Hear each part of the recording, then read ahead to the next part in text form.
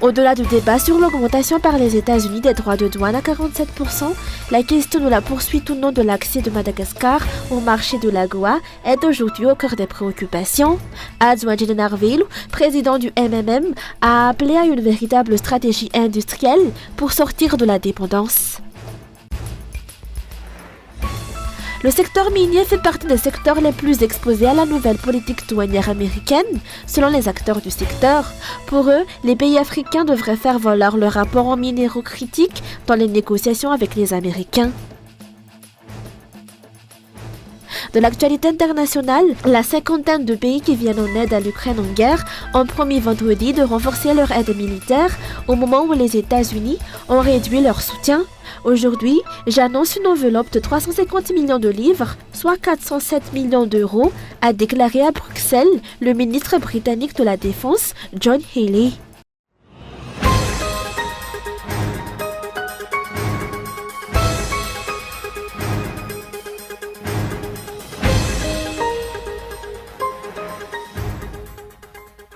Au-delà du débat sur l'augmentation par les États-Unis des droits de douane à 47%, la question de la poursuite ou non de l'accès de Madagascar au marché de l'AGOA est aujourd'hui au cœur des préoccupations. Plusieurs voix s'élèvent et la crainte d'une interruption grandit, notamment au regard de la politique actuelle du président américain.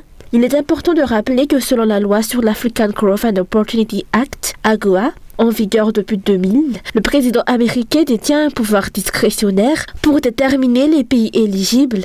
Parmi les critères, une économie de marché, le respect de l'état de droit, la lutte contre la corruption, le respect des normes démocratiques, la lutte contre la pauvreté et contre le travail des enfants, ainsi que la garantie des droits de l'homme. L'AGOA a été pensée pour soutenir les pays d'Afrique subsaharienne dans la lutte contre le chômage et pour dynamiser leur économie. Madagascar en avait été exclu en 2009 en raison de la crise politique et n'a pu réintégrer ce marché qu'en 2014, après avoir rempli à nouveau les conditions d'éligibilité. À l'époque, les autorités avaient déjà été mises en garde sur l'urgence de doter l'industrie malgache d'une vision et d'une stratégie pérenne.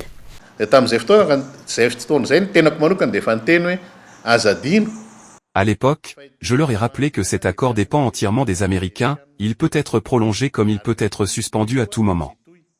On ne peut donc pas construire notre avenir en fonction de leur seule volonté. Il fallait déjà, à ce moment-là, penser à une autre politique, centrée sur notre propre marché, sur notre propre capacité de production.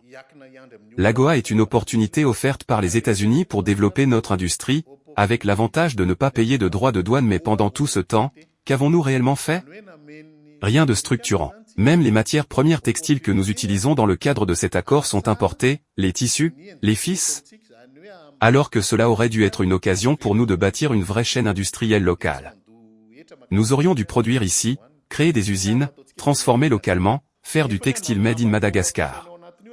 C'est cela la politique industrielle qu'on aurait dû mettre en place.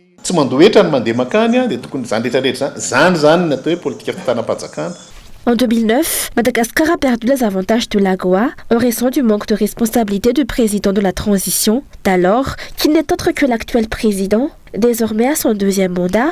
En 12 ans de pouvoir, aucune stratégie industrielle claire n'a été mise en place par ce dernier. Aujourd'hui, 16 ans après cette suspension, les salariés de zone franche restent dans l'incertitude et les opérateurs économiques redoutent une nouvelle exclusion. Pourtant, le régime actuel a déjà vécu sans l'AGOA. Il aurait donc dû anticiper et diversifier les débouchés commerciaux pour réduire la dépendance au marché américain. Face à cette menace, il est urgent de réfléchir à d'autres alternatives.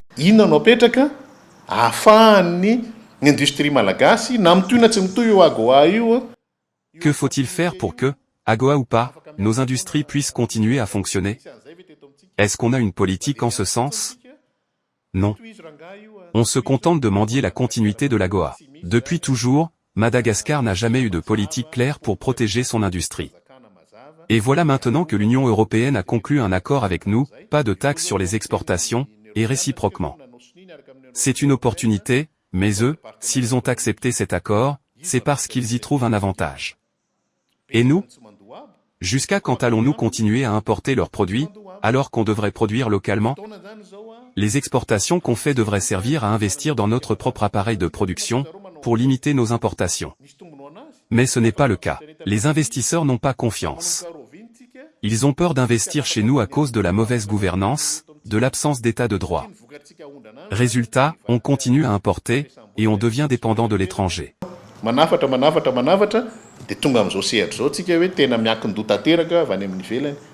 Gouverner, c'est prévoir, dit-on. Si Madagascar avait eu des dirigeants visionnaires, soucieux de l'intérêt général, la situation serait tout autre aujourd'hui. Au lieu d'une politique d'urgence, le pays aurait bénéficié d'un vrai cap à court, moyen et long terme dans les secteurs vitaux.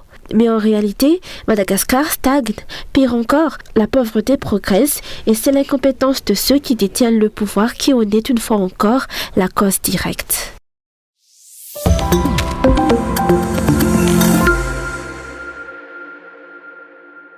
À Vatumanchi, 3 personnes ont été arrêtées après avoir tenté d'assister à la cérémonie d'installation des maires locaux. Les forces de l'ordre ont interdit aux habitants d'Atanambao, Mahatsar et Ambudnunu Karangalan, qui s'opposent à la nomination de maires qu'ils jugent non représentatifs de leur choix, d'accéder à la place du district, lieu de la cérémonie. Les résidents, brandissant des banderoles, exprimant leur désapprobation, ont été maintenus à 200 mètres de la cérémonie. Et cet après-midi, des bombes lacrymogènes ont été déployées pour les disperser.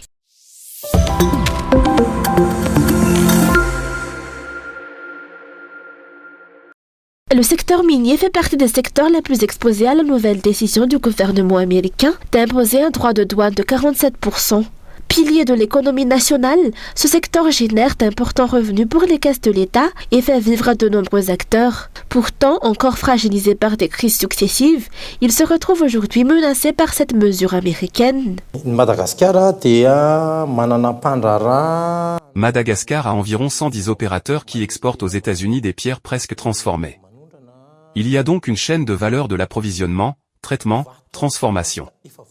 Les pertes en termes d'emploi dans cela est grande et l'impact car nos produits ne seront plus compétitifs.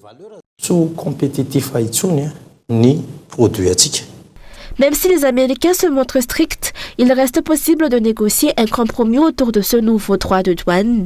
Les pays africains qui sont pour la plupart en situation de grande pauvreté ne peuvent rester passifs face à une telle décision. Il est temps d'unir les forces. Un des arguments à faire valoir, c'est que l'Afrique détient des minéraux critiques. Les Américains ont exempté les matières premières critiques, parce qu'elles leur sont essentielles. Or, nous sommes plusieurs pays africains à disposer de ces ressources. Nous devons nous unir et faire bloc, notamment à travers des plateformes régionales comme la SADC ou à l'échelle de l'Union africaine. En tant que producteurs de ces minéraux, nous pouvons dire que nous détenons tel pourcentage de la production mondiale, et exiger en retour certains changements, comme l'application d'un taux raisonnable. Ces matières premières sont indispensables au développement des technologies de pointe dans les grandes puissances. Les États-Unis en tête dans ce domaine ont même conclu un accord de coopération mercredi dernier avec l'Ouzbékistan en Asie centrale pour sécuriser leur approvisionnement. Cela montre qu'il existe d'autres débouchés commerciaux à explorer si les États-Unis maintiennent leur position. Mais pour y parvenir, les pays africains doivent parler d'une seule voix. Dans des contextes comme celui-ci, c'est le moment de vérité. On attend des dirigeants africains qu'ils fassent preuve de leadership et défendent les intérêts de leur peuple et de tout le continent.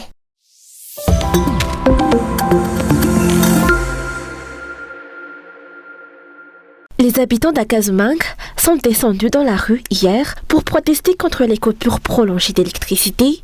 D'après leurs témoignages, le courant a été interrompu pendant une journée entière et toute une nuit. La Jirama a attribué cette coupure à un transformateur brûlé. Fait marquant, le courant a été rétabli peu de temps après le début de la manifestation.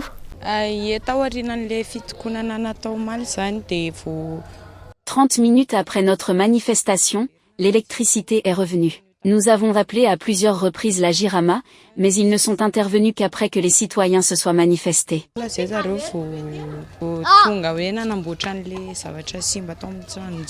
Outre les pannes à répétition, une autre inquiétude grandit, la hausse probable des tarifs de l'électricité. Cette crainte est liée aux conditions fixées par le Fonds monétaire international, notamment dans le cadre du programme de la facilité élargie de crédit et de la facilité pour la résilience et la durabilité. Lors de la récente mission du FMI à Madagascar, l'une des exigences pour le déblocage de la prochaine tranche d'aide était l'adoption d'un véritable plan de redressement pour la Jirama, incluant la fin progressive des subventions publiques. De son côté, la Fédération des défenseurs des droits des consommateurs demande qu'un représentant des consommateurs soit nommé au conseil d'administration de la Jirama.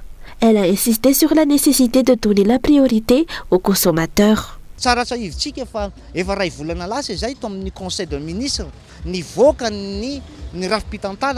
Il est bon de rappeler que, lors du Conseil des ministres il y a un mois, un nouveau système de gouvernance de la Jirama a été décidé.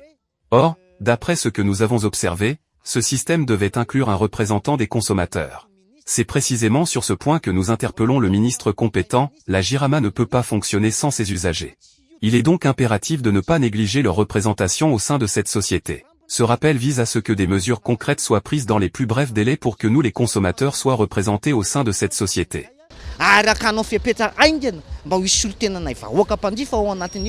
Dans un contexte de tensions croissantes, la concrétisation des promesses du gouvernement sont attendues. Le Conseil des ministres a récemment annoncé la construction de centrales solaires totalisant 50 MW réparties entre la capitale et les villes de province. Par ailleurs, les équipements destinés à la centrale HFO de 105 MW à Mboumanaboul sont en cours d'acheminement, avec un début de chantier prévu pour le 24 avril 2025. Mais en attendant, l'approvisionnement électrique de la capitale reste incertain. En dépit de la saison des pluies, la Jirama affirme que le niveau d'eau à Indégalek est déjà insuffisant, une situation qui laisse craindre le pire à l'approche de la saison sèche.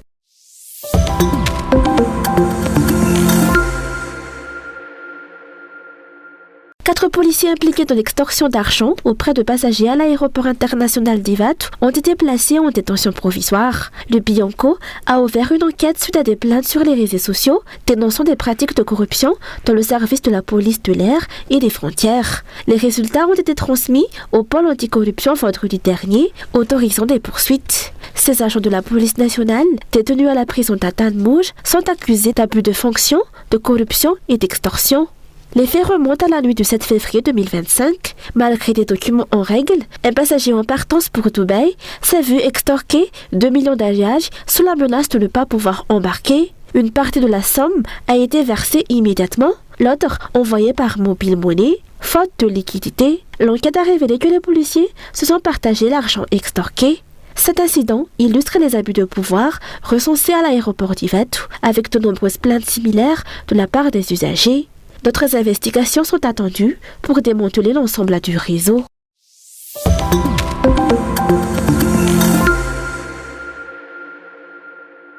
À Madagascar, sur plus de 60 organisations œuvrant pour la protection de l'enfance, seules une dizaine sont en mesure de prendre en charge les enfants des rues dans la capitale, selon la plateforme de la société civile pour l'enfance. En cause, le manque criant de financement et l'absence d'infrastructures adaptées.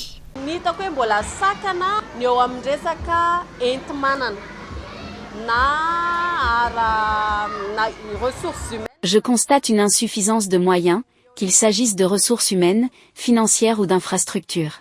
La majorité de ces centres dépendent de financements extérieurs, ce qui limite considérablement leur budget. La plupart ne sont encore que des centres d'accueil de jour, et non des structures fonctionnant nuit et jour. Pour ceux qui ont pu intégrer ces centres, le changement est significatif. Accueillis, nourris, éduqués, ils témoignent d'un nouvel espoir loin de la mendicité, des petits boulots précaires et de la rue. La journée internationale des enfants de rue a été célébrée ce jour à Tanmid. Le thème choisi, je suis un enfant des rues, je suis citoyen par mon acte de naissance. La plateforme de la société civile pour l'enfance accompagne les familles dans les démarches d'obtention d'actes de naissance.